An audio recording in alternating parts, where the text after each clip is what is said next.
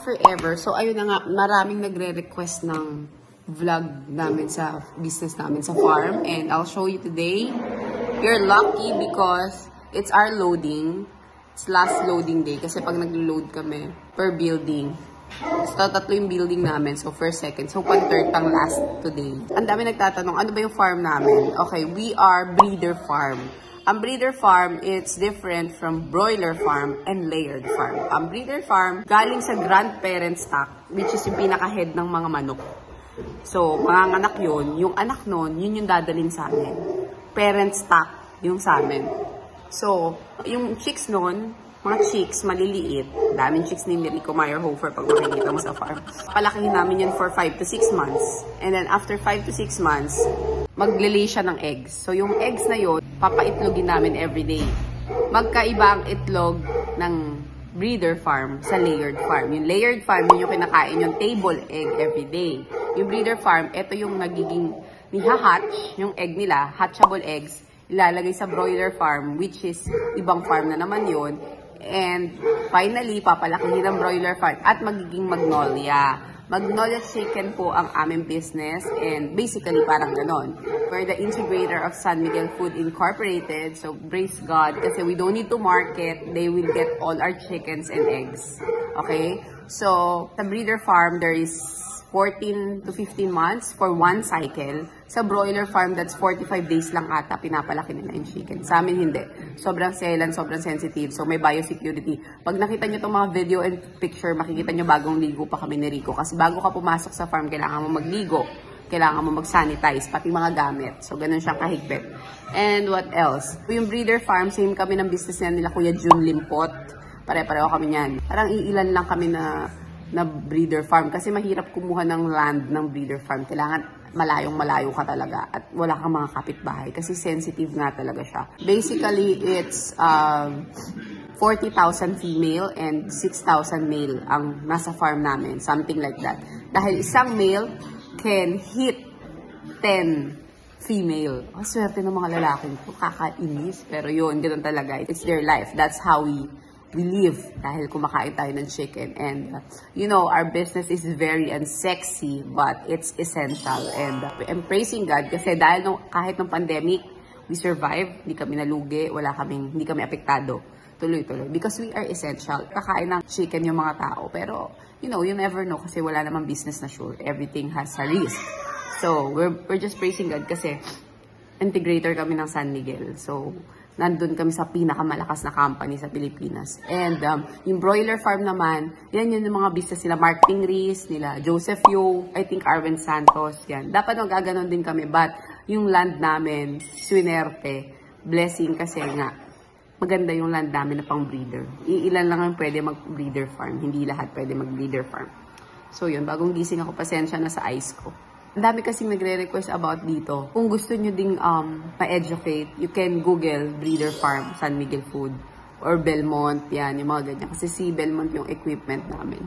So if you have more questions, you can comment down below. Hi guys! Good morning! Hindi kita. Medyo madilim na guys. So ito yung lalagyan na ng feeds. And ito yung mga hen house. Ito ang aming boss, si Boss Rico. Ang COO. Dahil COO lang siya ng COO sa akin. Load na yan? Diyan na pala. So, it's loading time.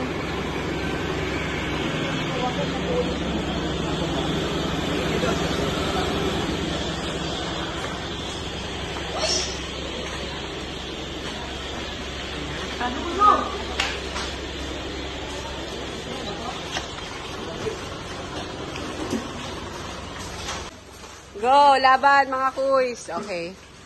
So, Gilbert, ilaban mo yan. Pinumigit na itong slipper ko, tapos hinugasan ko pa. Tapos, uy, ang init. Okay. So, dyan. Okay, ayan ang mga drinking lines. Ito ay heater. Mainit to.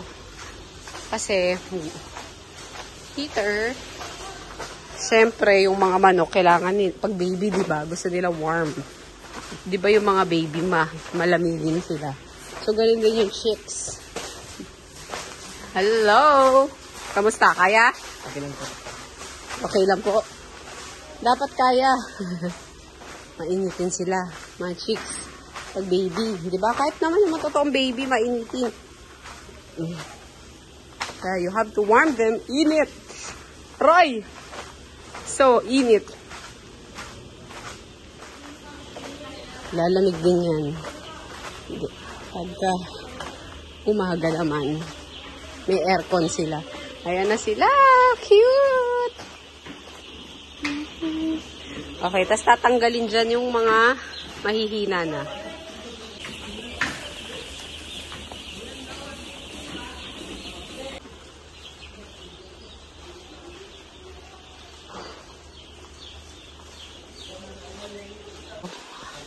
Trolley to.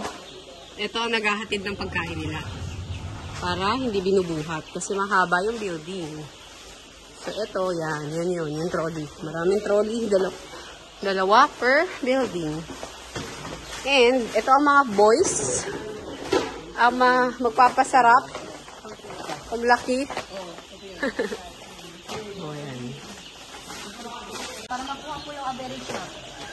Tinitimbang nila para makuha yung average weight ng bawat manok. 42. 36. So, ito yung males namin. So, approximately 25% dapat yung males, tapos 75% dapat yung female. Parang ganun. Yan. So, nandito na ako sa dulo ng farm. Dahil nandito yung mga lalaki. Palalakihin muna sila bago sila i-scatter. So, scatter sila sa buong farm. Naka-uniform din ako kasi kailangan naka-fumigate yung damit mo pag pumasok ka dito. Ganun silang kaselan. Minamano-mano ni Ate Tin ang pagbilang. 6. Diba? Parang itlog lang. Oh, diba? Oh, Baloy, hi ka sa vlog. Oh, Bex, hi ka na sa vlog. So, ito yung pamangking ko, si Yuan. Anak to ng kapatid ko. Ang aking katiwala dito. Ang aking mata. Pag wala ako, siya mga nagsusumbong sa akin. Nagpapakain po siya ng mga chicks niya. Kasi ito naman si Ate Tin nagpapainom. Yun sila, oh, nainom sila. Ayan ang water drinking line. Tapos may galloners din na may vitamins and minerals. From A to zinc.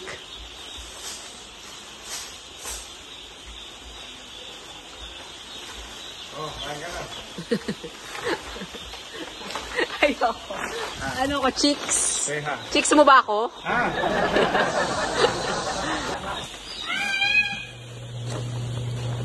Ano yun?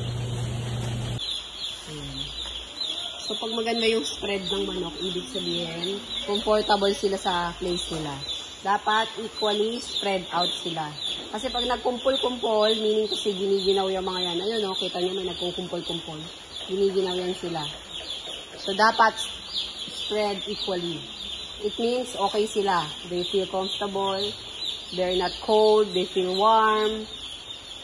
Tapos, kain-kain sila muna at inom-inom. Kanina mga male, sila naman ang mga female. Okay. Kain! Kain! Inom! Naku, parang mga walang tubig yung ano. Ayun. Ano sila, hakbang sila. Sa yellow. O, mas mataas yung black.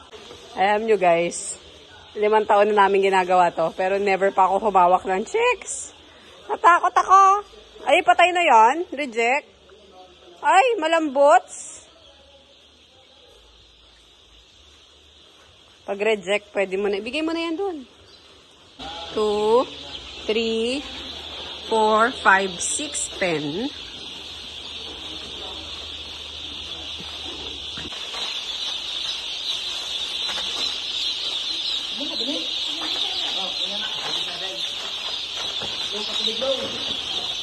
So, here's our final load, guys. Final na manok. Final na chicks. Kita niyo yun? Ang layo, di ba? Na nilakad ko hanggang dulo. I think 150 meters yung isang building. Ganong kahaba.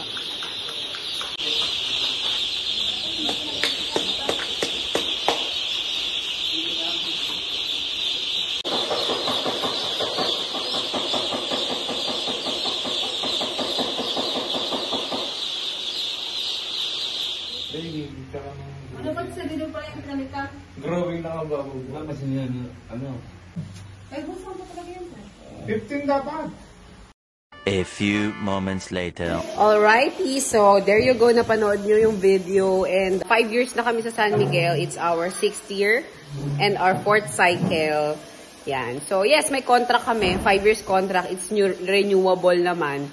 Depende yan, parang basketball yan. Pag nagpe-perform ka, i-extend nila yung contract mo. And praise God kasi hindi naman sa pagmamayabang, pero number 1 kami sa buong Batangas na best breeder farm. And number 3 kami sa buong Southwest Luzon na best breeder farm. Tapos kasama namin din sila Kuya Jun Limpot. I think pang 5 sila Kuya Jun Limpot.